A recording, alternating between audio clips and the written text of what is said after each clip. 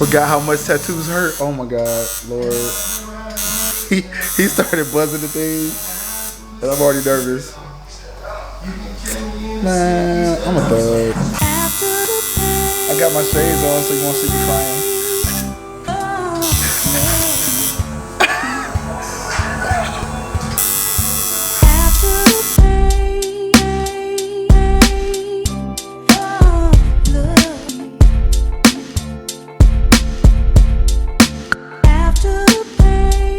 We got one tattoo down. I am loving this. This is getting 10 out of 10 for me. I love the placement.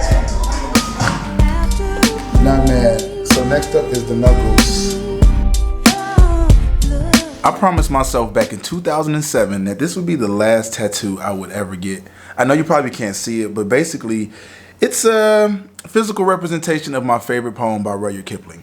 And I got it because I was 25 at the time, and I was like, I do not want to work in corporate America for the rest of my life. So it's pretty much a quarter-life crisis, a sign to myself that, you know, I'm never going to work for somebody ever again. It was so painful. I remember like getting drunk, going out by myself on like a Tuesday and just getting this whole arm done. And I sat there, I cried a little bit, I ain't even gonna front. And I promised myself I would never subject myself to that kind of pain on purpose ever again. So what I look like getting another tattoo? What I look like getting another 3 tattoos? Well, I'll tell you why. Because the pain that I felt getting these tattoos is nothing compared to the suffering I felt over the last year. So we're gonna go ahead and break down the difference between pain and suffering, because this was the hardest lesson that I had to learn last year. So basically, pain is a physical sensation. You know, pain is all physical. Pain is a physical sensation in relation to something that happens within your body or to your body. So you get hit by a car, you get hit by a bat, you get burnt with some grits, that causes you pain. Suffering, on the other hand, is all mental. Basically, the story you tell yourself about the pain. That's what I was dealing with last year. That's what kicked my ass into a spiritual awakening. I was dealing with the pain from malaria, and then I had to deal with the suffering of losing a lot of my closest friends. A lot of my closest friends, and I haven't really talked about it because it's hard. It's a really hard situation, but to have people that you have turned into your family, people that you love to your core for the majority of your life, and they don't want to be your friend anymore, is a suffering that I would not wish on any human being.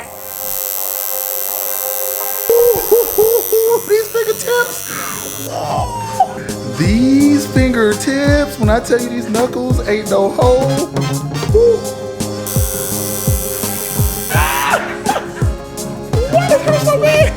So the way that these fingers hurt.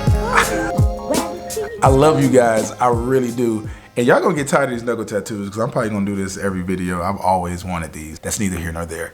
But I made this video not only because I love you guys and I try to put so much of my heart and my experiences into these videos, but I also made this video because I get asked a lot of questions in my DMs. A lot of questions that I always try to answer, but for some reason I got asked about healing, and this question wore me out.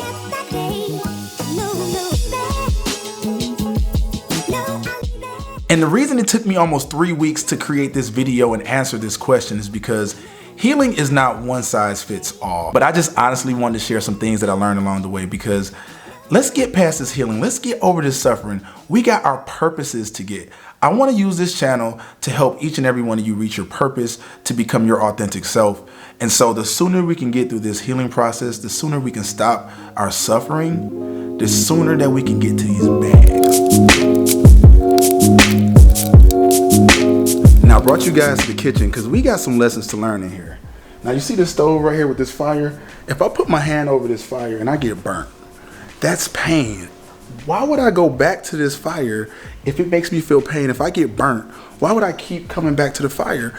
I'm not gonna do that. But when it comes to suffering, what you're doing on a mental and emotional level is you're going back to that stove, putting your hand on that fire again and again and again, because you're replaying the same pain, the same traumas, the same hurt that all derived in something in the past. And you're pretty much giving it power. So I really want you guys to think about what it's going to take for you to turn off that stove and stop burning yourself on emotions from the past. I mean, we got shit to do. Now, before we get knee deep into the 3 things that helped me get past this healing process and on the other side of the suffering, I want to recommend a book that really helped. If you haven't heard of Eckhart Tolle and The Power of Now, I would say you definitely need to read it. Living in the present moment is the only way you're going to start any kind of healing journey, because the power of now is so important to creating your future. Let me also tell you guys what's not going to work, because I know I'm out here in Bali. I know I'm living a cute little life, but escape and travel, you cannot travel your way out of suffering. It's not going to work.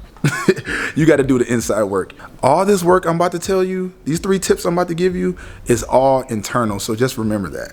So the first step, which is really the hardest step for a lot of people, is going to be forgiveness. You're going to have to go back to that moment, go back to whatever trauma that occurred, and you're going to have to heal that. I took my past, which I was just hurt less than a year ago, and I turned it into this video. I turned it into these messages. What I do to heal on my journey is I like to create. So I create these videos to take my past and turn them into something that can add value to each and every one of you guys. The second piece of advice I'm going to give you guys is you have to empty yourself. You see this cup of water right here?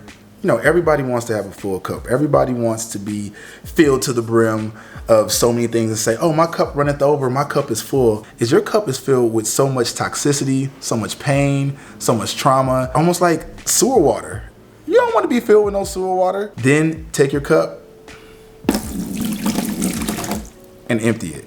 Now, don't do this at home, kids, because I'm a little extreme, but for me, emptying my cup meant letting go of everything. Only when you're empty, when you're just like some Play-Doh, some clay, can you turn yourself into something that you're more happy with? Can you turn yourself into something that is more fulfilling? This emptiness is going to feel very lonely. I was so lonely. I went to 10 countries by myself. I was in Namibia in the desert by myself, just sleeping in the tent. So I just want you guys to know that that part, that step 2, that emptiness is not going to be pretty, but it's going to be so worth it, because what we're trying to do is we're trying to get on the other side of this, and we're trying to build ourselves up into the versions of ourselves, the higher versions of ourselves that we're going to fall in love with and be fulfilled with. And the third and final step that I'm going to share with you guys to get through this healing journey is gratitude.